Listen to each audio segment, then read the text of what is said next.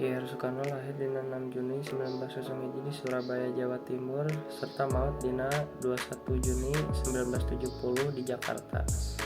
Soekarno memboga kalungguhan penting dina kamardikaan Indonesia, nyaeta selaku proklamasi kamardikaan Indonesia serta Presiden kahiji Indonesia. Ir Soekarno dibabarkan ti Raden Sukma, Sosrodi Harjo jeung Ida Ayu Nyomairai. Anjeunna mimiti sakola di Sakola Umum Volksschule Standard School di Jawa Timur.